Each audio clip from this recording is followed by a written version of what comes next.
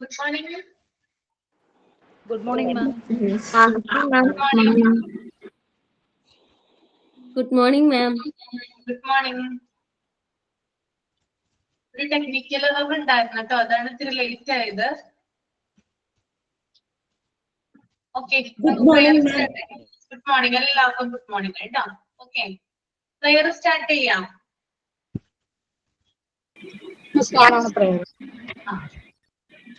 Thank you, God, for the world so sweet. Thank you, God, for the food we eat. Thank you, God, for the birds that sing. Thank you, God, for everything. Thank you, ma'am. Thank you all. Okay, signing ആരാണ്? Signing ഞാനാണ് മാം. ആ, Good morning, everyone. I am Soumya Tony. You are all welcome to today's online class. I am so happy to see you together here. I hope in the class will be more interesting. I hope you will enjoy in the class. I would like to invite Ashwati ma'am. I also invite Lauli Chechi for today's talk. Thank you. Okay, തുടക്കത്തെ ഞാനാണ് ma'am. I am Lovely Decol. Good morning, ma'am. Good morning, all of you. Today I am saying a thought about mind. When your mind is weak, situation is a problem. When your mind is balanced, situation is challenge. But when your mind is strong, situation becomes an opportunity. Thank you, ma'am. Okay, thank you. Okay, അത് എനിക്കൊരു mistake പറ്റിയിട്ടുണ്ടായിരുന്നു. ഞാൻ നിങ്ങൾക്ക് unit 3 എടുത്തല്ലോ, അതിനകത്ത് ഒരു പേജും കൂടി പറയാനുണ്ടായിരുന്നു. നിങ്ങൾ കണ്ടായിരുന്നു അത് ടെക്സ്റ്റ് ബുക്കില്? കണ്ടിരുന്നു. കണ്ടിരുന്നല്ലോ, എന്നിട്ട് എന്നോട് പറഞ്ഞില്ലല്ലോ, ഞാനത് വിട്ടുപോയിട്ടോ. എന്റെ വിചാരം ഇതുവരെ ഉള്ളൂ എന്നായിരുന്നു. മാം അത് പഠിക്കാനുള്ളതല്ലെന്ന് ഓർത്താ പറയാതിരുന്നു. ഓക്കെ, ഇത് വേറെ ഒന്നും തന്നെ ഇല്ല. ടേബിളില് ഫുഡ് ഐറ്റംസും അതുപോലെ തന്നെ 1 to 3 years 4 to 6 years വരെയുള്ള കുഞ്ഞുങ്ങളുടെ എത്ര ഗ്രാംസ് വീതമാണ് അവർക്ക് ഓരോ ഫുഡുകളും കൊടുക്കേണ്ടതെന്നുള്ളൊരു കാര്യമാണ് പറഞ്ഞിരിക്കുന്നത് കേട്ടോ. അതിനകത്ത് പൾസസ് 150 grams ആണ് 1 to 3 year, 4 to 6 years ആകുമ്പോൾ 200 grams ആവും. പിന്നെ സീരിയൽസ് 50 grams ആണ് 4 to 6 yearsല് 60 grams വരും. ഗ്രീൻ വെജിറ്റബിൾ 1 to 3 year വരെ 50 grams കൊടുക്കണം. 4 to 6 years ആകുമ്പോൾ 75 grams വരും. ദെൻ അതർ വെജിറ്റബിൾസ് 30 grams ആണ് 1 തുടങ്ങി 3 വയസ്സ് വരെ. ദെൻ 4 to 6 yearsല് 50 grams വരും. ഫ്രൂട്ട്സ് ആണെങ്കിൽ 1 to 3 year 50 grams, 4 to 6 years 50 grams. Milk 300 grams ആണ് 1 to 3 year വരെ. Then 4 to 6 years ആവുമ്പോൾ 250 grams വരും. ഓയിൽ ആൻഡ് ഫാറ്റ് 20 grams ആണ് 1 to 3 year വരെ. 4 to 6 years ആവുമ്പോൾ 25 grams വരും. Then meat and fish 30 grams ആണ് 1 to 3 year വരെ. 4 to 6 years ആവുമ്പോൾ 30 grams വരും. ഷുഗർ ആൻഡ് ജാഗറി 30 grams ആണ് 1 to 3 years വരെ. 4 to 6 years ആവുമ്പോൾ 40 grams വരും. അപ്പൊ ഈ ടേബിള് നമ്മൾ നോക്കിക്കഴിഞ്ഞാൽ ഏതാണ് കൂടുതലായിട്ട് കാണുന്നത്? കുഞ്ഞുങ്ങൾക്ക് 1 to 6 years വരെ കൂടുതലായിട്ട് കൊടുക്കേണ്ട ഫുഡ് ഐറ്റം ഏതാ?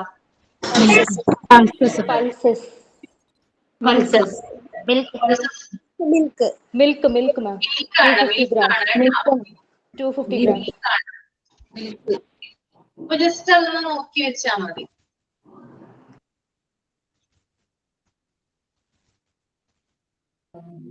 മാം, ടെസ്റ്റ് ഇല്ലാത്തവര് നോട്ടിൽ ഇത് എഴുതണോ? ടെക്സ്റ്റ് ഇല്ലാത്തവര് എഴുതി എടുത്താൽ മതി കേട്ടോ. സ്ക്രീൻഷോട്ട് എടുക്കണോ നിങ്ങൾക്ക്?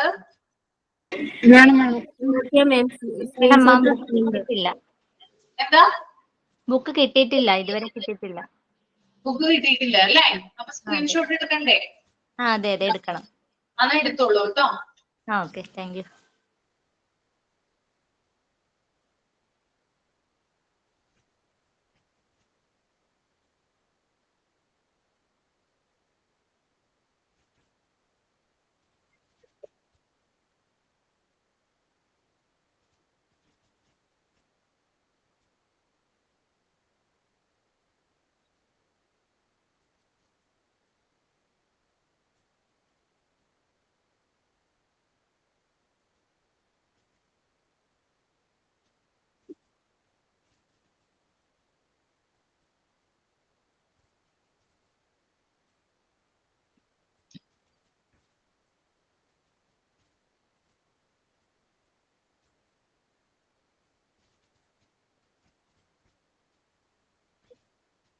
Okay.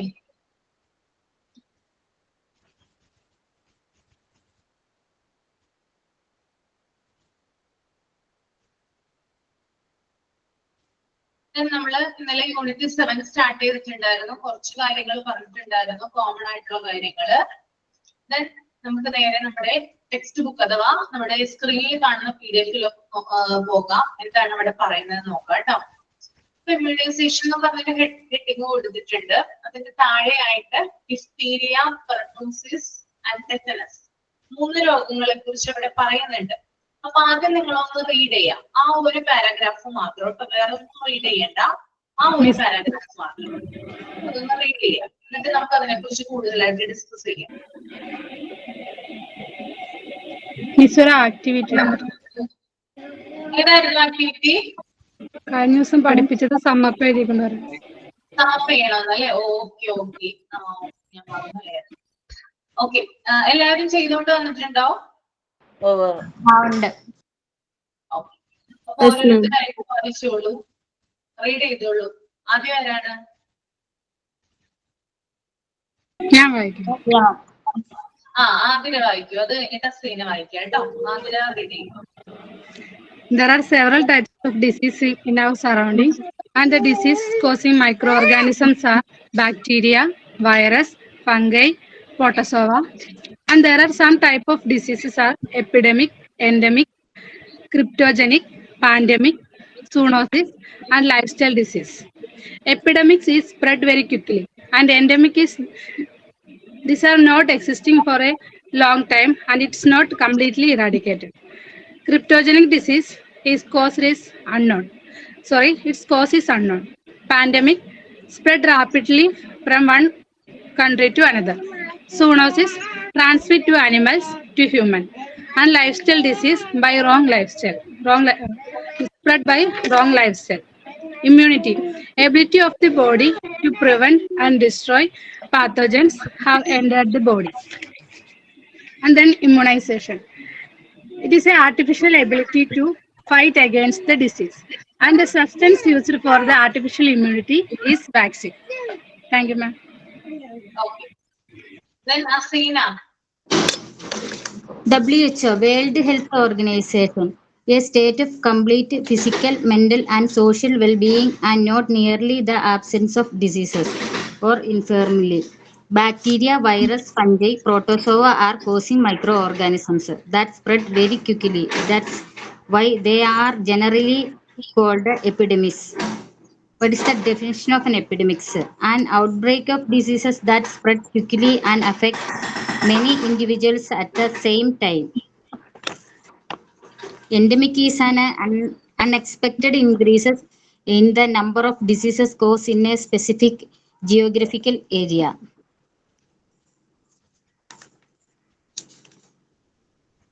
Endemic infection is when a disease is permanently present in a region. It is a constant occurrence. In a pandemic, the disease is no longer limited to the specific place or region.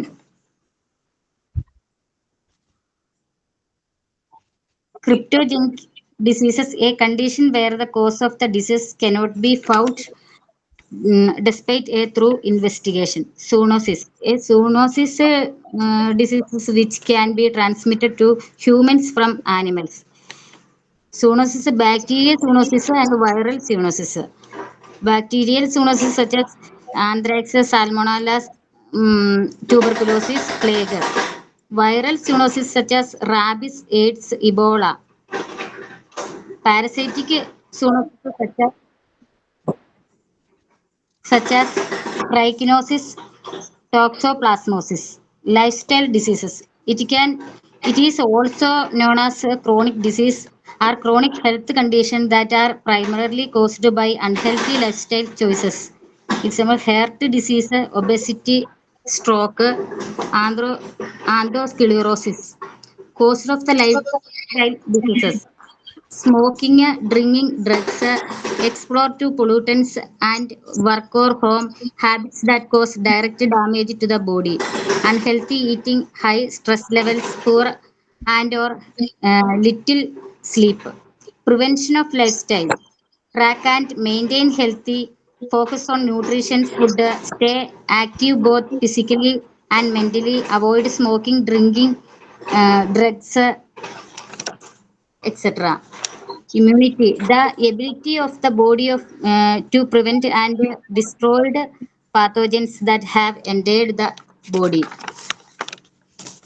Immunization, that gives the body of artificial ability to the fight disease, such as used for artificial immunity vaccine. Thank you, ma'am. Okay. Then next ആരാണ്? Miss ഞാൻ പറയാം.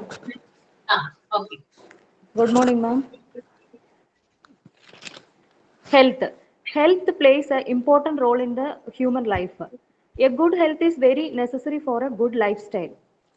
A bad health can invite lots of physical, mental, and social illness to a person. Maintaining a good health should be on the priority of daily routine. Bad addiction like smoking and drinking can greatly cause heart disease and other health problems. Health is something that we cannot buy with money. We have to work on it continuously. Disease causing microorganisms, bacteria, virus, fungi, and protozoa. Disease that is spread very quickly or generally known epidemics. Example, yellow fever, smallpox, measles, and polio. Diseases are known to existing society for a long time and cannot be completely eradicated. That is endemic. Constantly present in a population or region with relatively low spread. Example, common cold. Disease that spread rapidly from one country to another. വളരെ വേഗം രോഗങ്ങൾ spread ആവുന്നത് ഒരു കൺട്രിയിൽ നിന്നും മറ്റു കൺട്രിയിലോട്ട് വളരെ വേഗം spread ആവുന്നതാണ് ഈ പാൻഡമിക് എന്നുള്ള അസുഖം. Disease that are transmitted from animals to humans. Hindi sports mega HD match के साथ और ये 5 स्पोर्ट्स चैनल सब्सक्राइब करने के लिए മിസ് ഭയങ്കര disturbance. Disease that are transmitted from animals to humans, zoonosis. അതായത് മൃഗങ്ങളിൽ നിന്നും കൂടി മനുഷ്യർക്ക് പകരുന്ന രോഗങ്ങളാണ് ഈ സൂണോസിസ് എന്ന് പറയുന്നത്. Disease caused by wrong lifestyle disease. അതായത് ഒരു വ്യക്തിയുടെ ജീവിത രീതിയുമായി ബന്ധപ്പെട്ട രോഗങ്ങളെയാണ് നമ്മൾ ലൈഫ് സ്റ്റൈൽ ഡിസീസ് എന്ന് പറയുന്നത്. Example, sugar, hyper tension, obesity, cancer, PCOS, thyroid, heart disease, stroke. Next, immunity. The ability of the body to prevent and destroy pathogens that have entered the body. നമ്മുടെ ശരീരത്തിന്റെ പ്രതിരോധ ശേഷി എന്ന കഴിവിനെ തടയുന്നത് അല്ലെങ്കിൽ നശിപ്പിക്കുന്നത് അതാണ് ഈ ഡിസീസ്. ഇമ്മ്യൂണൈസേഷൻ, പ്രതിരോധ കുത്തിവയ്പ്പുകൾ. പ്രതിരോധ കുത്തിവയ്പ്പ് നടത്തി ശരീരത്തിലെ പ്രതിരോധ ശക്തി വളർത്തൽ. At what age is the polio drops given to the children? 5 years old. How many times to give polio drops? 7 times. Thank you, ma'am. Okay. Okay, ഇനി ആരെങ്കിലും ഉണ്ടോ? Okay, sure. Healthcare includes the services that maintain and improve human health. According to World Health Organization, health is defined as a state of complete physical, mental, and social well-being, and not merely the disease or information. Diseases causing microorganisms, also known as pathogens, are microscopic agents that can trigger illness in humans and other living things. These pathogens include viruses, bacteria, fungi, and protozoa. They enter the body through various routes, including wounds, bites, contaminated foods or water, and even through the air. Diseases that spread very quickly is known as epidemics, and according to endemic, it is diseases that are exist in society for a long time and cannot be completely eradicated. Diseases from unknown cause are called cryptogenic diseases, and diseases that are spread from one country to another is called pandemic. Diseases that are transmitted from animals to human is called zoonosis. Lifestyle diseases from wrong lifestyles. The ability of the body to prevent and destroy pathogens is called immunity. The process of becoming protected against a disease often achieved through vaccination or immunization, and the substance used for artificial immunity is called vaccine. Okay. Then, Ma'am, good morning, ma'am. WHO, World Organization, definition of health included mental, physical, and social well-being. Disease-causing microorganisms included bacteria, virus, fungi, and protozoa. Epidemics, disease that spread rapidly within a community. Endemic disease, persistent disease in a certain area or population that cannot be completely eradicated. Cryptogenic disease of unknown causes. Pandemic disease that spread rapidly across countries and or continents. Zoonosis, disease transmitted from animal to human. Lifestyle disease caused by poor lifestyle choice such as diabetes, hypertension, and thyroid disorders. Next, immunity and immunization. Immunity, the body's ability to resist and destroy pathogens. Immunization, the process of providing artificial immunity through the vaccines. Vaccines provide artificial immunity and are administered to prevent disease. Polio drop are given to children up to 5 years old, typically multiple times to ensure immunity. Thank you, ma'am. Okay okay, അപ്പൊ എല്ലാവരും നന്നായിട്ട് തന്നെ ചെയ്തിട്ടുണ്ടായിരുന്നു കേട്ടോ. ഇനിയും പറയുമ്പോ ഇങ്ങനെ തന്നെ ചെയ്യുക. അപ്പൊ നമുക്ക് ഇനി അധികം വൈകിക്കണ്ട, നമ്മൾ ടോപ്പിക്കിലേക്ക് വരാം. ഞാനിത് വായിക്കാൻ പറഞ്ഞിട്ടുണ്ടായിരുന്നു, ഒന്ന് റീഡ് ചെയ്യട്ടോ ആദ്യം.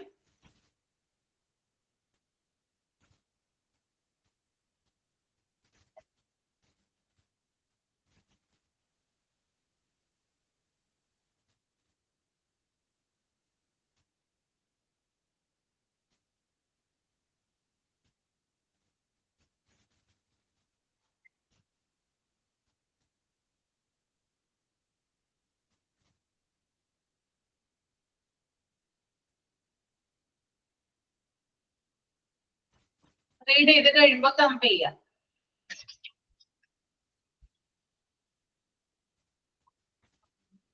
ഓക്കെ, അപ്പൊ നമുക്ക് ആദ്യം ഡിഫ്തീരിയ എന്താണെന്ന് നോക്കാം.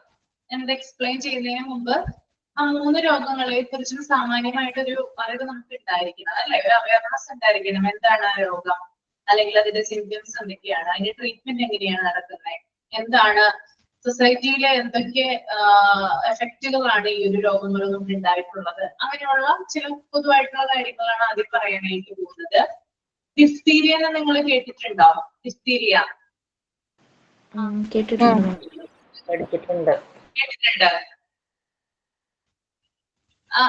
നിങ്ങളുടെ ഫാമിലിയിലുള്ള ആർക്കെങ്കിലും റിലേറ്റീവ്സിൽ ആർക്കെങ്കിലും ഒക്കെ വന്നിട്ടുണ്ടോ ഡിഫ്തീരിയ? അങ്ങനെയാണോ കേട്ടിരിക്കുന്നത്? യൂണിറ്റ് നമുക്ക് പഠിക്കാൻ അപർണ മിസ്സിന്റെ ക്ലാസ്സിൽ പഠിക്കാനുണ്ട്. അപർണ മിസ്സിന്റെ ക്ലാസ്സിൽ എന്തൊക്കെ കാര്യങ്ങളാണ് അതിനകത്ത് മനസ്സിലായത്? എന്തൊക്കെ കാര്യങ്ങൾ പഠിച്ചു? ഒരാളൊന്ന് എക്സ്പ്ലെയിൻ ചെയ്തേ. എന്താ? മെമ്പറൻസ് ഡെവലപ്ഡ് ഇൻ ത്രോട്ട് വിൻഡ്പൈപ്പ്. വെള്ള നിറത്തിലുള്ള ഒരു നമ്മുടെ എന്താ പറയാ ത്രോട്ടില്, പിന്നെ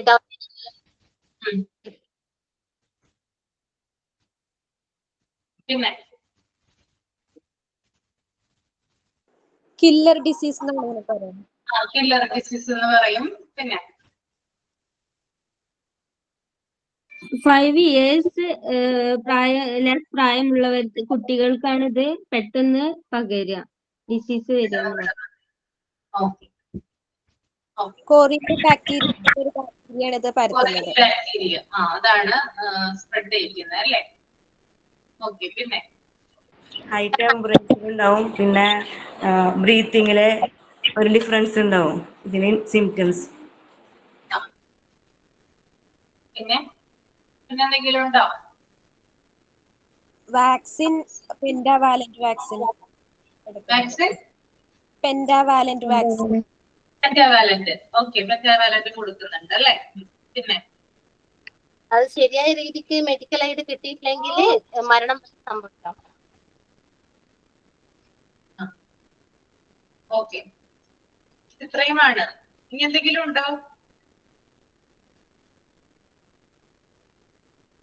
ഹൈ ടെമ്പറേച്ചർ ഉണ്ടാവും അല്ലേ? ഓക്കെ, എല്ലാരും പറഞ്ഞു. എന്താണ്? Breathing difficulty. ബ്രീത്തിങ് ഡിഫിക്കൽറ്റി ഉണ്ടാവും അല്ലെ, സെന്റൻസിൽ പറയുന്നത്. ഓക്കെ, അപ്പോ അതായത് ഈ ഒരു ഡിഫ്തീരിയ എന്ന് പറയുന്ന രോഗം പണ്ട് കാലത്ത്, അതായത് നമ്മുടെ വടക്കൻ യൂറോപ്പിലാണ് ആദ്യമായിട്ട് എന്താ പറയാ കണ്ടെത്തിയത്, അല്ലെങ്കിൽ ആദ്യമായിട്ട് റിപ്പോർട്ട് ചെയ്തത് വടക്കൻ യൂറോപ്പിലാണ്. അന്ന് അവിടെ ഉണ്ടായിരുന്ന കുട്ടികളിലും അതുപോലെ തന്നെ മുതിർന്നവരിലും ഈ രോഗം വ്യാപകമായിട്ട് സ്പ്രെഡ് ചെയ്തു, ഭയങ്കരമായിട്ട് സ്പ്രെഡ് ചെയ്തു ഈ ഒരു രോഗം വന്ന ഇടയ്ക്ക്. അപ്പോ ആ സമയത്ത് ഇതിന് പ്രോപ്പർ ആയിട്ടുള്ള ഒരു വാക്സിനോ ട്രീറ്റ്മെന്റോ ഒന്നും തന്നെ ഉണ്ടായിരുന്നില്ല ഒരു വടക്കൻ യൂറോപ്പിലെ ആളുകൾക്ക് ഇത് വന്ന സമയത്ത്. അപ്പൊ കുറെ ആളുകള് ഈ ഒരു അസുഖം മൂലം മരിച്ചു പോന്നിരുന്നു. അതായത് കുറെ കുട്ടികളായാലും അതുപോലെ തന്നെ മുതിർന്നവരായാലും ധാരാളം ആളുകൾ എന്ത് ചെയ്തിട്ടുണ്ടായിരുന്നു, അതിന്റെ മരണനിരക്ക് എന്ന് പറഞ്ഞാൽ ഭയങ്കര കൂടുതലായിരുന്നു. ഓക്കെ, ധാരാളം ആളുകൾ മരിച്ചിരുന്നു. വടക്കൻ യൂറോപ്പിൽ നിന്ന് ഈ ഒരു രോഗം അമേരിക്കയിലേക്ക് സ്പ്രെഡ് ചെയ്യപ്പെട്ടു. ഓക്കെ, നമുക്കറിയാലോ ഒരു രാജ്യത്തിൽ നിന്ന് മറ്റൊരു രാജ്യത്തിലേക്കൊക്കെ എന്ത് ചെയ്യാറുണ്ട്, രോഗങ്ങൾ സ്പ്രെഡ് ചെയ്യാറുണ്ട് അല്ലെ? അപ്പൊ എങ്ങോട്ട് പോയി? അമേരിക്കയിലോട്ട് പോയി. അമേരിക്കയിലും ഇതുപോലെ തന്നെ അവിടെയുള്ള യുവാക്കളിലും അതുപോലെ തന്നെ കുട്ടികളിലും എന്തുണ്ടായിരുന്നു, ഈ രോഗത്തിന്റെ നിരക്ക് കൂടുതലായിരുന്നു. അതായത് രോഗം പകരുന്നത് കൂടുതലും കുട്ടികളിലും യുവാക്കളിലുമായിരുന്നു. ഓക്കെ, അപ്പൊ അതുപോലെ തന്നെ ഈ നമ്മുടെ യൂറോപ്പിലുള്ളത് പോലെ തന്നെയാണ് എന്ത് അമേരിക്കയിലും വളരെയധികം ആളുകൾ മരിച്ചിട്ടുണ്ടായിരുന്നു. ഈ അമേരിക്കയിൽ ഈ രോഗം റിപ്പോർട്ട് ചെയ്ത ശേഷമാണ് ഈ രോഗത്തെ ലോക ശ്രദ്ധ ആകർഷിച്ചത്. നമുക്കറിയാലോ അമേരിക്കയിലൊക്കെ എന്തെങ്കിലും കണ്ടുപിടിക്കുകയോ അല്ലെങ്കിൽ അമേരിക്കയിൽ എന്തെങ്കിലും പ്രശ്നങ്ങൾ ഉണ്ടാകുകയോ ചെയ്താല് ഇത് ലോകം മുഴുവനും അറിയും. അത് അമേരിക്കയുടെ മാത്രം ഒരു പ്രത്യേകതയാണ്. അപ്പൊ അതുപോലെ തന്നെയാണ് യൂറോപ്പിൽ ഇത് വന്നപ്പോൾ അത്രയധികം ആളുകൾ ശ്രദ്ധിച്ചില്ല, വളരെയധികം ആളുകൾ മരിച്ചിരുന്നെങ്കിലും ലോക ശ്രദ്ധ ആകർഷിച്ചിട്ടുണ്ടായിരുന്നില്ല. എന്നാൽ അമേരിക്കയിൽ ഈ രോഗം വന്നപ്പോഴാണ് എല്ലാവരും ഈ രോഗത്തെ കുറിച്ച് അറിയാനായിട്ട് തുടങ്ങിയത്. അപ്പൊ അവിടെയുള്ള കുട്ടികളായാലും മുതിർന്നവരായാലും ഇങ്ങനെ മരണനിരക്ക് ഇങ്ങനെ കൂടിക്കൊണ്ടിരിക്കുകയാണ്. അപ്പൊ അവിടെയുള്ള രണ്ട് സയന്റിസ്റ്റുകൾ ചേർന്നിട്ട് ഇതിനൊരു പ്രോപ്പർ ആയിട്ട് ഇതിനൊരു മരുന്ന് കണ്ടുപിടിക്കണമെന്ന് ഒരു എന്താ പറയാ ഒരു നിശ്ചയദാർഢ്യത്തോടു കൂടി ഒരു മുന്നോട്ട് വന്നു. എന്തായാലും ഇതിന് വാക്സിൻ കണ്ടെത്തിയിരിക്കണം, കാരണം ആളുകൾ ഇങ്ങനെ മരിച്ചുകൊണ്ടിരിക്കുകയാണ്, അവരുടെ ജനസംഖ്യ കുറഞ്ഞുകൊണ്ടിരിക്കുകയാണ്. ഓക്കെ, അങ്ങനെ ആദ്യം അവർ രണ്ട് സയന്റിസ്റ്റുകൾ ചേർന്നിട്ട് എന്ത് ചെയ്തു, ഈ രോഗത്തിന് മരുന്ന് കണ്ടുപിടിച്ചു. ഓക്കെ, ഇപ്പൊ മരുന്ന് കണ്ടുപിടിച്ചപ്പോൾ നമുക്കറിയാം ഫസ്റ്റ് തന്നെ എന്ത് ചെയ്യില്ല, മനുഷ്യരില് പരീക്ഷിക്കില്ല അല്ലെ? ഓക്കെ, മൃഗങ്ങളിലായിരിക്കും ആദ്യം മരുന്നുകൾ പരീക്ഷിക്കുന്നത്. അപ്പൊ ആദ്യം ഇതിന്റെ വാക്സിൻ, അതായത് ഇതിന്റെ മരുന്ന് ആദ്യം പരീക്ഷിച്ചത് ഗിനിപ്പന്നികളിലാണ്. ഓക്കെ, ഗിനിപ്പന്നികളിൽ എന്ത് ചെയ്തു, ആദ്യം മരുന്ന് പരീക്ഷിച്ചതിന് ശേഷം അത് സക്സസ് ആയി. ഓക്കെ, അതായത് ആ വാക്സിൻ പ്രോപ്പറായിട്ട് മനുഷ്യർക്ക് വെക്കാൻ പറ്റുമെന്ന് അവർക്ക് ഉറപ്പുണ്ടായിരുന്നു. ദെൻ രോഗം വന്ന ആളുകൾക്കൊക്കെ ഈ വാക്സിൻ കൊടുക്കാനായിട്ട് തുടങ്ങി. ഓക്കെ, കൊടുത്തു തുടങ്ങിയപ്പോൾ മരണനിരക്കില് ഗണ്യമായ കുറവ് വന്നു. അതായത് രോഗം വന്നിട്ട് മരിക്കുന്ന ആ ഒരു നിരക്ക് എന്ന് പറയുന്നത്, റേഷ്യോ എന്ന് പറയുന്നത് കുറയാനായിട്ട് തുടങ്ങി. പിന്നെ അവിടെയുള്ള ഒട്ടുമിക്ക എല്ലാ ആളുകൾക്കും ഈ വാക്സിൻ കൊടുക്കാനായിട്ട് തുടങ്ങി. ഓക്കെ, അപ്പോ ഒരാളിൽ നിന്ന് മറ്റൊരാളിലേക്ക് ഇത് സ്പ്രെഡ് ചെയ്യുന്നത് കുറയാനായിട്ട് തുടങ്ങി. ഓക്കെ, അപ്പൊ ഈ ഒരു രോഗത്തിന്റെ ഒരു ഹിസ്റ്ററി എന്ന് പറയുന്നത് ഇതാണ്. ആദ്യം യൂറോപ്പിലാണ് പ്രത്യക്ഷപ്പെട്ടത്, പിന്നെ അമേരിക്കയിലോട്ട് പോയി അവിടെ നിന്ന് വാക്സിൻ കണ്ടെത്തി, അതിനുശേഷം ട്രീറ്റ്മെന്റ് തുടങ്ങി, ആളുകളിലേക്ക് കുത്തിവെച്ചു. പിന്നെ എന്താ പറയാ, ആളുകൾക്ക് ഈ രോഗം വരാനുള്ള സാധ്യത കുറഞ്ഞു, മരണനിരക്ക് കുറഞ്ഞു. അതാണ് ഇതിന്റെ ഓവറോൾ ഹിസ്റ്ററി എന്ന് പറയുന്നത്.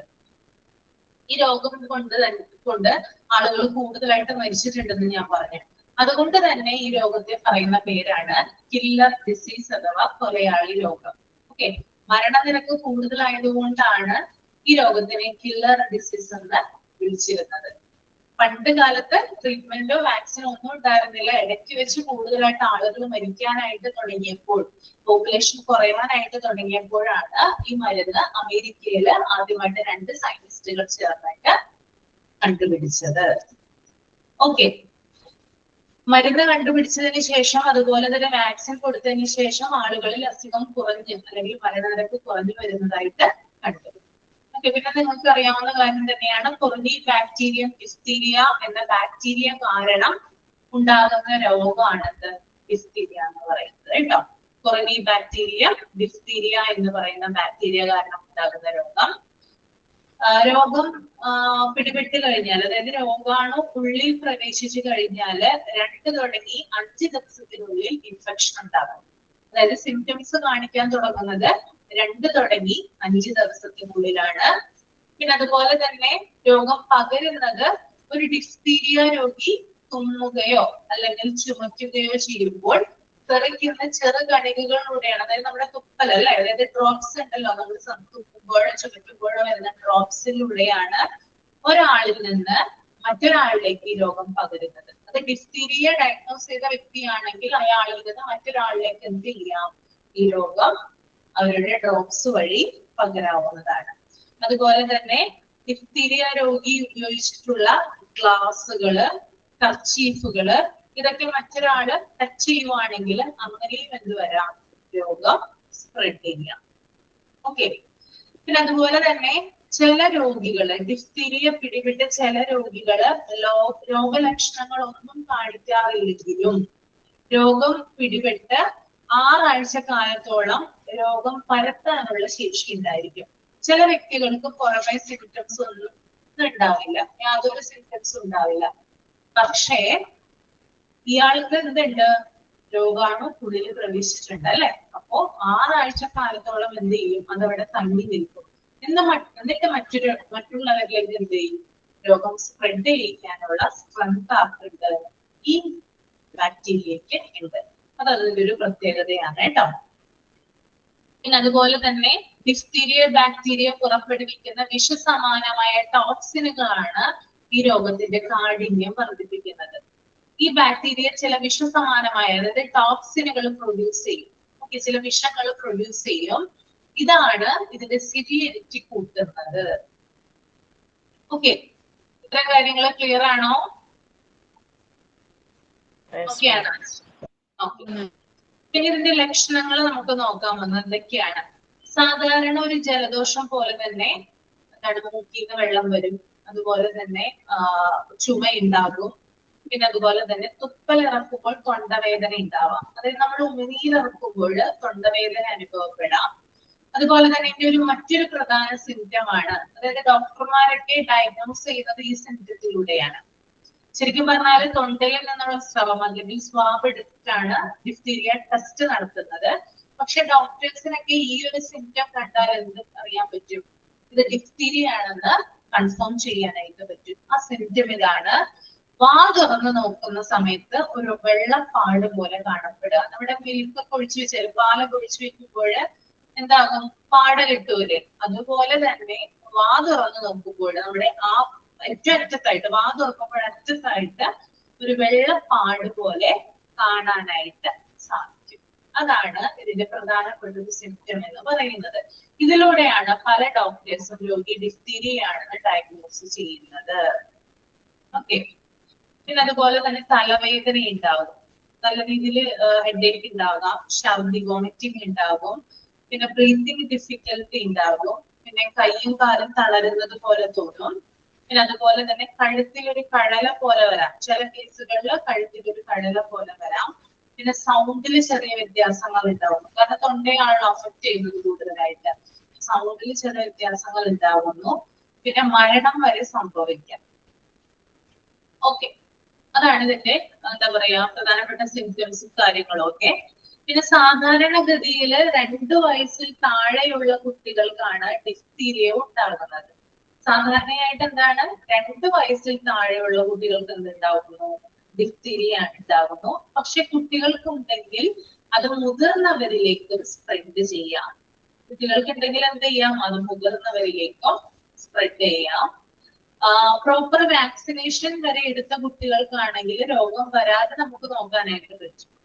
പ്രോപ്പർ ആയിട്ട് നമ്മൾ വാക്സിനേഷൻ കൊടുക്കുകയാണെങ്കിൽ ഒരുവിധം ഈ രോഗത്തെ തടയാൻ പറ്റും. ഇനി വന്നു കഴിഞ്ഞാലും അതിന്റെ സിവിയറിറ്റി കുറയ്ക്കാനായിട്ട് പറ്റും.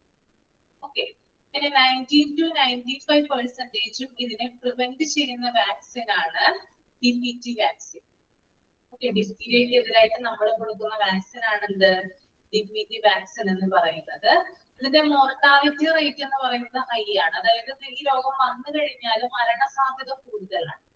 ഓക്കെ, അതും ഈ രോഗത്തിന്റെ ഒരു പ്രത്യേകതയാണ്. പിന്നെ ഇതിന്റെ കോംപ്ലിക്കേഷൻ എന്ന് പറയുന്നത് ഹാർട്ട് ബീറ്റ് ചിലപ്പോൾ നിന്ന് പോകാം, ന്യൂമോണിയ വരാം. അതൊക്കെ എന്താണ് ഇതിന്റെ കോംപ്ലിക്കേഷൻസിൽ വരുന്നതാണ് കേട്ടോ. ഓക്കെ, അപ്പൊ ഇതാണ് ഡിഫ്തീരിയയെ കുറിച്ച് പറയാനായിട്ടുള്ളത്. ഏകദേശം ഒരു ധാരണ കിട്ടിയുള്ളൂ, നിങ്ങൾക്ക് ഇത് അറിയാമെന്ന് വിചാരിക്കുന്നു. എന്നാലും കുറച്ചുകൂടി കാര്യങ്ങൾ അറിയാനായിട്ട് പറ്റിയോ ഡിഫ്തീരിയയെ കുറിച്ച് പറഞ്ഞപ്പോ?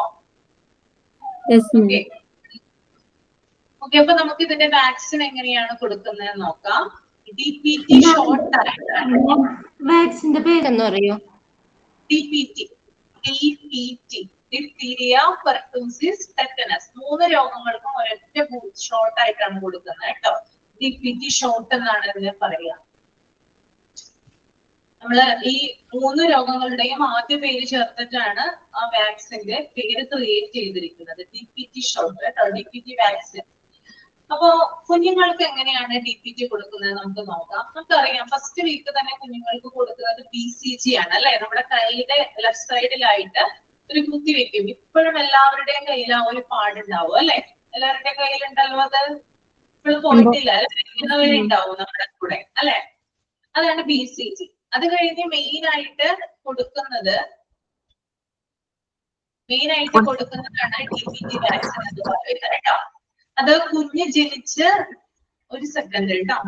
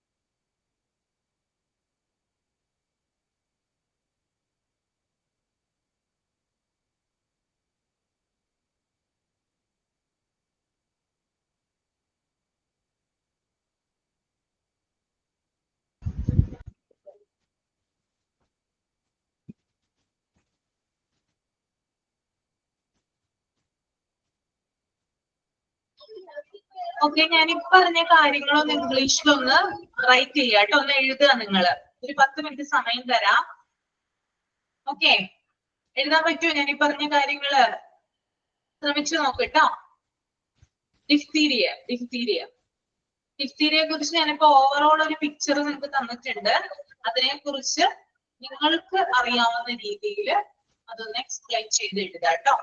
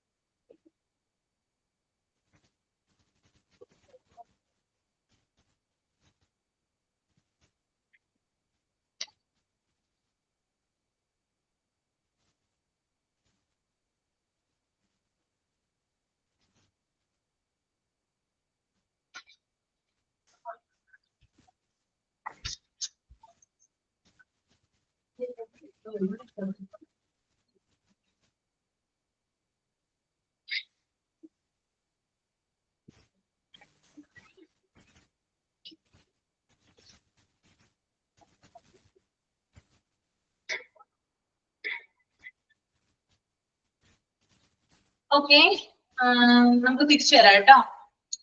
എഴുതിയത് മതി, ഞാൻ പറയുമ്പോ വായിച്ചാൽ മതി കേട്ടോ. പറഞ്ഞോട്ടെ, സ്റ്റാർട്ട് ചെയ്യാലോ, കണ്ടിന്യൂ ചെയ്തോട്ടെ.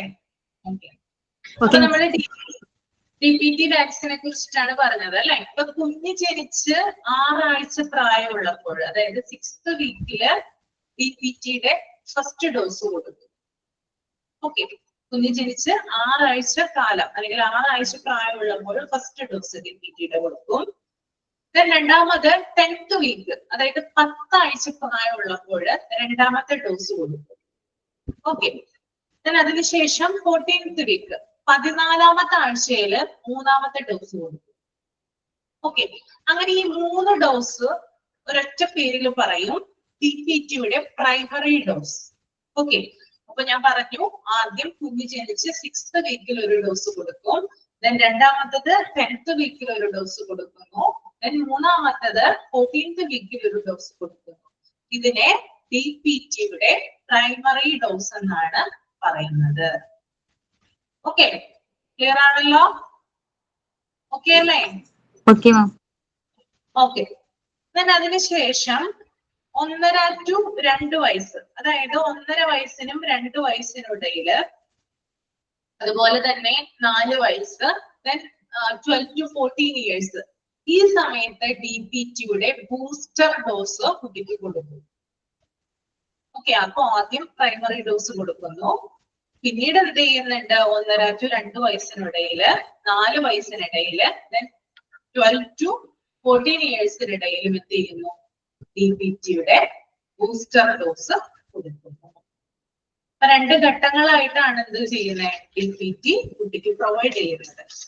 ഓക്കെ, ഇനി വേറൊരു കാര്യം എന്ന് വെച്ചാല് ഡിഫ്തീരിയ കേസുകൾ കൂടുതൽ റിപ്പോർട്ട് ചെയ്യുന്ന സ്ഥലമാണെങ്കിൽ, ഫോർ എക്സാമ്പിൾ നമുക്ക് മലപ്പുറം എടുക്കാം. മലപ്പുറം എന്ന് പറയുന്ന ആ ഒരു ജില്ലയില് ഇടയ്ക്കിടയ്ക്ക് ഡിഫ്തീരിയ റിപ്പോർട്ട് ചെയ്യാറുണ്ട്. ആരെങ്കിലും ഉണ്ടോ മലപ്പുറത്ത് നിന്ന്? ആരെങ്കിലും ഉണ്ട് കൂട്ടത്തില്? ഉണ്ട്.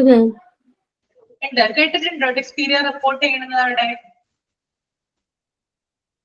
എനിക്ക് തോന്നുന്നു റീസെന്റ് 2020 തോന്നുന്നു ഡിഫ്തീരിയ റിപ്പോർട്ട് ചെയ്തിരിക്കുന്നത്. അതിനുശേഷം ഉണ്ടോന്ന് എനിക്കറിയില്ല. വേറെ ആയിട്ട് ചില കേസുകൾ അവിടെ മാത്രമായിട്ട് സ്പെഷ്യൽ ആയിട്ട് ചിലപ്പോ ഇങ്ങനെ എന്താ പറയാ റിപ്പോർട്ട് ചെയ്യാറുണ്ട്.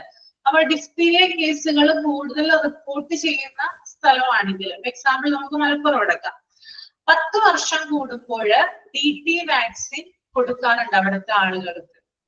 അതായത് ഇടയ്ക്കിടയ്ക്ക് റിപ്പോർട്ട് ചെയ്യുന്ന സ്ഥലമാണെങ്കിൽ അവിടുത്തെ ആളുകൾക്ക് ഡിഫ്തീരിയയ്ക്കും ടെറ്റനസിനുമായിട്ട് എന്ത് ചെയ്യാറുണ്ട്, TT വാക്സിൻ ആയിട്ട് കൊടുക്കാറുണ്ട്. ഓക്കെ, അതും പ്രധാനപ്പെട്ട ഒരു പോയിന്റ് ആണ്. പിന്നെ അതുപോലെ തന്നെ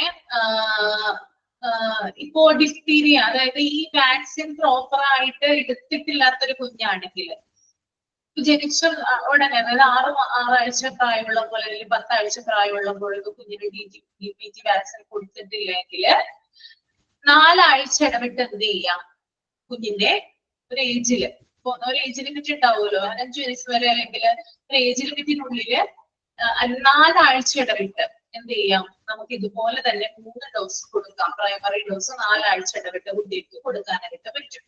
ഓക്കെ, അതുപോലെ തന്നെ ഇതിന്റെ ബൂസ്റ്റർ ഡോസും എടുത്തിട്ടില്ലെങ്കിൽ കുട്ടിക്ക് 6 മാസം കൂടുമ്പോൾ 5 എണ്ണം വെച്ചെടുത്ത് എന്ത് ചെയ്യാം, ബൂസ്റ്റർ ഡോസും കൊടുക്കാം. അങ്ങനെ പറയുന്നുണ്ട്. അതാണ് ഞാൻ പറഞ്ഞത്. നല്ല ഈ ക്ലാസ്സിലാണെന്ന് തോന്നുന്നു ചോദിച്ചിട്ടുണ്ടായിരുന്നു, കൊടുത്തിട്ടില്ലെങ്കിൽ പ്രശ്നമാവുമെന്ന്. അപ്പൊ എന്തായാലും ഹെൽത്തുമായിട്ട് കോൺടാക്ട് ചെയ്യാൻ പറഞ്ഞിട്ടുണ്ടായിരുന്നു. അപ്പൊ ഹെൽത്തുമായിട്ട് കോൺടാക്ട് ചെയ്ത് എത്രയും പെട്ടെന്ന് കുട്ടിക്ക് വാക്സിൻ എടുക്കാനായിട്ട് നോക്കുക കേട്ടോ. ഓക്കെ, പിന്നെ ഇതിന്റെ സ്വാബ് എടുത്തിട്ട്, അതായത് തൊണ്ടയിലെ സ്രവ് എടുത്തിട്ടാണ് ഡിഫ്തീരിയ നമ്മൾ ഡയഗ്നോസ് ചെയ്യുന്നത്. പിന്നെ ഇതിന്റെ ട്രീറ്റ്മെന്റ് എന്ന് പറഞ്ഞാല് ആന്റി ടോക്സിൻ ട്രീറ്റ്മെന്റ്, ആന്റിബയോട്ടിക്സുകള്, അത് നമ്മൾ IV ആയിട്ടും IM ആയിട്ടൊക്കെ കൊടുക്കാറുണ്ട്. പിന്നെ പെൻസിലിൻ, എറിത്രോമയാസിൻ എന്ന് പറയുന്ന ടാബ്ലറ്റ്, ഇതൊക്കെ എന്തിനു കൊടുക്കുന്നതാണ്, ഡിഫ്തീരിയ വന്നു കഴിഞ്ഞാല് രോഗിക്ക് കൊടുക്കുന്ന ട്രീറ്റ്മെന്റുകളാണ്. ഇനി നമ്മൾ ഒരു ഡിഫ്തീരിയ രോഗിയുമായി ഇന്ററാക്ട് ചെയ്യാണ്, നമുക്കറിയില്ല. ഫോർ എക്സാമ്പിൾ ഒരു ബർത്ത്ഡേ ഫംഗ്ഷൻ നമ്മൾ പോയി, ബർത്ത്ഡേ ബോയ് എന്ന് പറയുന്നത് ഡിഫ്തീരിയ ഡയഗ്നോസ് ചെയ്തിട്ടുള്ള ഒരാളാണ്. പക്ഷെ ആർക്കും അറിയില്ല ഡിഫ്തീരിയ അയാൾക്ക് ഉണ്ട്, പക്ഷെ ആ കുട്ടിക്ക് ഉണ്ട്, പക്ഷെ ഇതുവരെ അത് എന്താ പറയാ അതിന്റെ സിംറ്റംസോ കാര്യങ്ങളോ ഒന്നും തന്നെ കാണിച്ചിട്ടില്ല എന്ന് വിചാരിക്കും.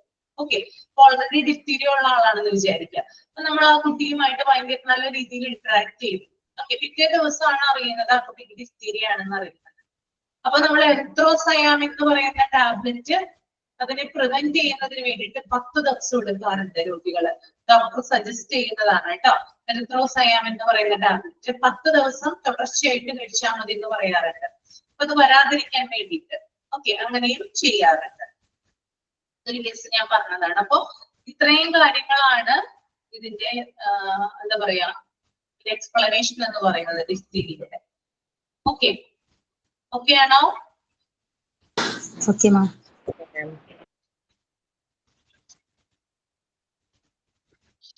നെക്സ്റ്റ് വൺ പെർട്ടൂസിസ് ആണ്. വൂഫിംഗ് കഫ് എന്ന് പറയും കേട്ടോ. Whooping cough, pertussis. പെർട്ടൂസിസ് എന്ന് പറയുന്ന രോഗം കുട്ടികളിലായിട്ടാണ് കൂടുതലായിട്ട് കണ്ടുവരുന്നത്. ചെറിയ ചുമയിൽ തുടങ്ങി പിന്നെ വളരെ വലിയ രീതിയിൽ നിർത്താതെ ചുമയ്ക്കുകയും ഒടുവിൽ ചുമച്ച് ഛർദ്ദിക്കുകയും ചെയ്യുന്നതാണ്. ഓക്കെ, ആദ്യം ചെറിയ ചുമയായിരിക്കും ഉണ്ടായിരിക്കുക, പിന്നീട് ഈ ചുമ നിർത്തിയില്ല, ഭയങ്കരമായിട്ട് വളരെ വലിയ രീതിയിൽ നിർത്താതെ ചുമയ്ക്കുകയും ഒടുവില് ചുമച്ച് ഛർദ്ദിക്കുകയും ചെയ്യുന്നതാണ് ഈ ഒരു പെർട്ടൂസിസ് എന്ന് പറയുന്ന രോഗം. ബോർഡല്ല പെർട്ടൂസിസ് എന്ന ബാക്ടീരിയയാണ് ഇത് ഉണ്ടാക്കുന്നത്. അപ്പൊ ഇതിന്റെ രോഗകാരി എന്ന് പറയുന്നത് ഒരു ബാക്ടീരിയ ആണ്. ഇതിന്റെ പേരാണ് ബോർഡല്ല പെർട്ടോസിസ്. ഓക്കെ, അതുപോലെ തന്നെ 100 ദിവസത്തെ ചുമ എന്ന് കൂടി പെർട്ടോസിസിന് മറ്റൊരു പേരുണ്ട്. 100 ദിവസത്തെ ചുമ എന്ന് കൂടി പറയാറുണ്ട്. ഒന്ന് പറയോ? എന്താണ് ബോർഡല്ല? BORDELLA ബോർഡല്ല. BORDELLA ബോർഡല്ല. അപ്പൊ ബോർഡല്ല പെർട്ടോസിസ് എന്ന് പറയുന്ന ബാക്ടീരിയ ആണ് ഇത് ഉണ്ടാക്കുന്നത്. നേരിയ പനി ഉണ്ടാകും, പിന്നെ മൂക്കൊലിപ്പ്, ശ്വാസം ഉള്ളിലേക്ക് എടുക്കുമ്പോൾ വലിയ രീതിയിൽ സൗണ്ട് ഉണ്ടാക്കുന്നു. നമുക്കറിയാം ആസ്മ പേഷ്യൻസ് ഒക്കെ എന്താണ് ശ്വാസം വലിക്കുമ്പോൾ വിസിലടിക്കുന്നത് പോലെയായിരിക്കും ശബ്ദം വരിക. അതുപോലെ തന്നെ ഈ പെർട്ടോസിസിന് ശ്വാസം ഉള്ളിലേക്ക് എടുക്കുമ്പോൾ വലിയ രീതിയിൽ ഒച്ച ഉണ്ടാകുന്നുണ്ട്. പിന്നെ ശരീരത്തിന് നീല നിറം, ലൈറ്റ് ബ്ലൂ കളറ് ഉണ്ടാകും. പിന്നെ 1 വയസ്സിന് താഴെയുള്ള കുട്ടികളിൽ ഈ രോഗം വന്നു കഴിഞ്ഞാല് കഠിനമാകാനായിട്ട്, അതിന്റെ സിവിയറിറ്റി കൂടാനായിട്ട് സാധ്യതയുണ്ട്. കാരണം 1 വയസ്സിന് താഴെയുള്ള കുട്ടികളാണ്. അപ്പൊ നമുക്ക് ആലോചിച്ചാൽ അറിയാൻ പറ്റും, ചുമയാണ്, നിർത്താതെ ഇങ്ങനെ ചുമച്ചുകൊണ്ടിരിക്കും. അപ്പൊ കുഞ്ഞുങ്ങളിലാവുമ്പോൾ ഭയങ്കര ബുദ്ധിമുട്ടാണ് അത് വന്നു കഴിഞ്ഞാൽ. അത് കഠിനമാകാനുള്ള സാധ്യത കൂടുതലാണ്. പിന്നെ അതുപോലെ തന്നെ ചുമയുടെ കാഠിന്യം മൂലം ബ്രെയിനില് ഇന്റേണൽ ബ്ലീഡിങ് ഉണ്ടാകുന്നു. അത് ചിലപ്പോൾ മരണ കാരണമായേക്കാം. കാരണം ഇങ്ങനെ ചുമച്ചുകൊണ്ടിരിക്കുകയാണ്, ചുമച്ച് തലയുടെ ഉള്ളിൽ തലച്ചോറില് ഇന്റേണൽ ബ്ലീഡിങ് ഉണ്ടാകാം. അത് മരണ കാരണമായേക്കാം. പിന്നെ തീവ്രമാകുമ്പോൾ, അതായത് സിവിയറിറ്റി കൂടുമ്പോൾ വെന്റിലേറ്റർ ചികിത്സയാണ് രോഗിക്ക് പറയാ. രോഗി മൂക്ക് ചീറ്റുമ്പോഴും അതുപോലെ തന്നെ ചുമയ്ക്കുമ്പോഴും ഒക്കെ രോഗങ്ങൾ സ്പ്രെഡ് ചെയ്യാനുള്ള ചാൻസ് കൂടുതലാണ്. പിന്നെ ഇത് ഏറ്റവും കൂടുതൽ റിപ്പോർട്ട് ചെയ്യപ്പെട്ടിട്ടുള്ളത് താഴ്ന്ന ചേരി പ്രദേശങ്ങളിലാണ്. സ്ട്രീറ്റ് ഏരിയാസ് ഉണ്ടല്ലോ, ചേരികൾ ഉണ്ടല്ലോ, ആളുകൾ തിക്കി നിറഞ്ഞിട്ട് താമസിക്കുന്ന പ്രദേശങ്ങള്. അവിടെയൊക്കെ എന്ന് പറയുമ്പോൾ നേരവണ്ണം ഭക്ഷണം കിട്ടില്ല, അതുപോലെ നല്ല രീതിയിലുള്ള വെള്ളം ഉണ്ടാവില്ല, ഭയങ്കര ശുചിത്വം കുറവായിരിക്കും, ഹൈജീൻ കുറവായിരിക്കും. അപ്പൊ അങ്ങനെയുള്ള പ്രദേശങ്ങളിലാണ് കൂടുതലായിട്ട് പെർട്ടോസിസ് റിപ്പോർട്ട് ചെയ്യപ്പെട്ടിട്ടുള്ളത് കേട്ടോ. പിന്നെ അതുപോലെ തന്നെ ഈ ബാക്ടീരിയയുടെ ഒരു പ്രത്യേകത, അതായത് ഇങ്ങനെ 100 ദിവസത്തെ ചുമ എന്ന് ഞാൻ പറഞ്ഞു, ഭയങ്കരമായിട്ട് ചുമച്ചുകൊണ്ടിരിക്കുന്നു, ഭയങ്കര ബുദ്ധിമുട്ടുണ്ടാക്കുന്ന ഒന്നാണത്. ഇതിനൊരു കാരണം എന്ന് പറഞ്ഞാൽ ഈ ബാക്ടീരിയ ഉള്ളിലോട്ട് കയറി കഴിഞ്ഞാല് നമ്മുടെ മൂക്ക് മുതൽ ശ്വാസനാളി വരെ ഇത് പറ്റിപ്പിടിച്ചിരിക്കും. ബോർഡല്ല പെർട്ടോസിസിന്റെ ഒരു പ്രത്യേകതയാണ്, മൂക്ക് തുടങ്ങി ശ്വാസനാളി വരെ എന്തുണ്ടാകും, ഇത് പറ്റി പിടിച്ചിരുന്നിട്ടുണ്ടാവും. അതുകൊണ്ടാണ് ചുമയുടെ കാഠിന്യം കൂടിക്കൊണ്ടിരിക്കുന്നത്. പിന്നെ ഇതിന്റെ ഫസ്റ്റ് സ്റ്റേജില് പനി ഉണ്ടാകും, അതുപോലെ തന്നെ ജലദോഷം ഉണ്ടാകും. സെക്കൻഡ് സ്റ്റേജ് ആകുമ്പോൾ ചുമ ഉണ്ടാകുന്നു. തേർഡ് സ്റ്റേജില് ശരീരത്തില് നേരിയ പാടുകളും നീല നിറവും ഉണ്ടാകും. ഓക്കെ, പിന്നെ അതുപോലെ തന്നെ തൊണ്ടയിൽ നിന്നുള്ള സ്രവം അല്ലെങ്കിൽ സ്വാബ് എടുത്തിട്ടാണ് ഈ ടെസ്റ്റിന് വിധേയമാക്കുന്നത്. ഇതിന്റെ ട്രീറ്റ്മെന്റ് എന്ന് പറഞ്ഞാൽ പെന്റാവാലന്റ് വാക്സിൻ ഇതിനു വേണ്ടി കൊടുക്കുന്നതാണ്. അതുപോലെ തന്നെ DPT വാക്സിൻ കൊടുക്കുന്നുണ്ട്. പിന്നെ അതുപോലെ തന്നെ DTaP ആ ഒരു വാക്സിൻ, DTaP കുട്ടികളിലാണെങ്കിൽ DTaP കൊടുക്കുന്നുണ്ട്, DTaP കേട്ടോ. എന്നാൽ മുതിർന്നവരിലാണെങ്കിൽ TDAP ആണ് കൊടുക്കുക. അപ്പൊ പേരുകൾ തമ്മിൽ പരസ്പരം മറിച്ചിട്ടാൽ മതി. കുട്ടികളിലാണെങ്കിൽ DTaP കൊടുക്കുന്നു, ഇനി മുതിർന്നവരിലാണെങ്കിൽ TDAP കൊടുക്കും. ഓക്കെ, ഇത്രയുമാണ് ഇതിന്റെ ചികിത്സ എന്ന് പറയുന്നത്, അതിന്റെ ട്രീറ്റ്മെന്റ് എന്ന് പറയുന്നത്.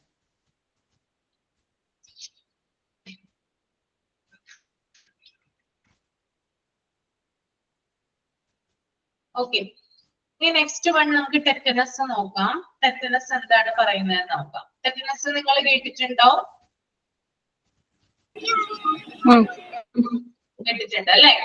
ടെറ്റനസിനെ പണ്ട് കാലത്ത് പറഞ്ഞ DTaP ആണ് കേട്ടോ, DTaP, DTaP.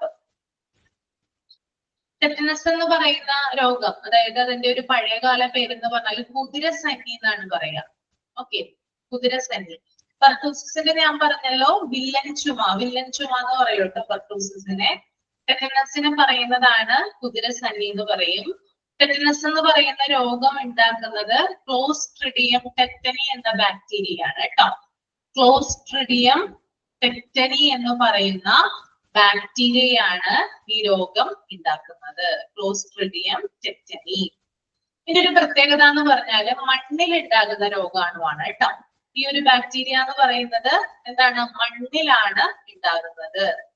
അതുകൊണ്ട് തന്നെ കുട്ടികൾ ചെളിയിലൊക്കെ കളിക്കുമ്പോൾ അല്ലെങ്കിൽ മണ്ണിലൊക്കെ കളിക്കുമ്പോൾ കുട്ടികളുടെ ശരീരത്തിൽ മുറിവുകൾ ഉണ്ടാവുകയാണെങ്കിൽ മുറിവുകളിലൂടെ എന്ത് ചെയ്യും, ഈ രോഗാണു ഉള്ളിൽ പ്രവേശിക്കും.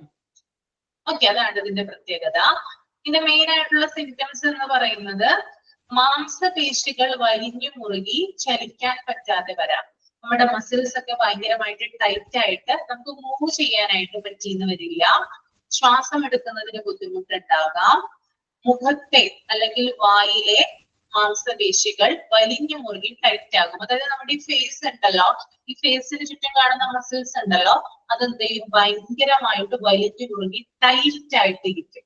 ഓക്കെ, അതുകൊണ്ട് തന്നെ ഇതിനെ വിളിക്കുന്ന മറ്റൊരു പേരാണ് ലോക്ക് ജോ എന്ന്. ഓക്കെ, ലോക്ക് ജോ എന്നാണ് ഈ ഒരു ടെറ്റനസിനെ വിളിക്കുന്ന മറ്റൊരു പേര്. പിന്നെ അതുപോലെ തന്നെ ബ്രീത്തിങ് ഡിഫിക്കൽറ്റി ഉണ്ടാകും, ശ്വാസകോശം ടൈറ്റ് ആകും.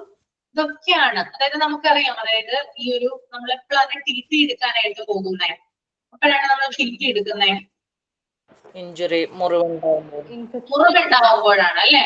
ഓക്കെ, അതായത് പ്രത്യേകിച്ച് നമുക്കറിയാം നമ്മളുടെ വീട്ടിലുള്ള അല്ലെങ്കിൽ പുറത്തുള്ള പട്ടിയോ അല്ലെങ്കിൽ പൂച്ചയോ ഒക്കെ നമ്മള് എന്താണ് മാന്തുമ്പോഴോ കഴിക്കുമ്പോഴൊക്കെ നമ്മൾ എന്ത് ചെയ്യാറുണ്ട്, ടി എന്തായാലും എടുക്കാറുണ്ട് അല്ലെ. ഫസ്റ്റ് ഡോസ് ആയിട്ട് ടി എടുക്കണം.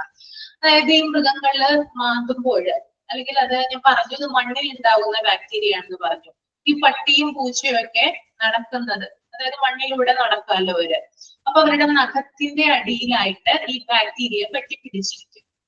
ഓക്കെ, അപ്പൊ ഈ മൃഗത്തിന്റെ അതായത് ആ ഒരു പട്ടിയോ അല്ലെങ്കിൽ പൂച്ചയോ നമ്മളെ മാന്തുമ്പോൾ ആ നഖം കൊള്ളുവാണ്.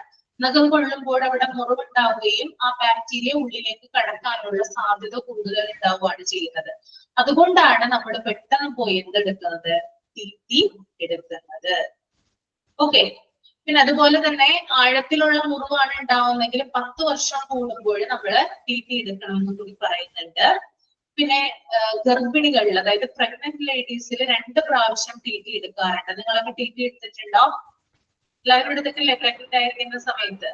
2 പ്രാവശ്യം. എന്തുകൊണ്ടാണ് പ്രഗ്നന്റ് ആയിരിക്കുന്ന സമയത്ത് 2 തവണ ടി എടുക്കുന്നത്? കുട്ടികൾക്ക്, അതായത് നവജാത ശിശുക്കളില് ഉണ്ടാകാതിരിക്കാൻ വേണ്ടിയിട്ടാണ് പ്രഗ്നന്റ് ലേഡീസിന് 2 പ്രാവശ്യമായിട്ട് ടി എടുക്കുന്നത്.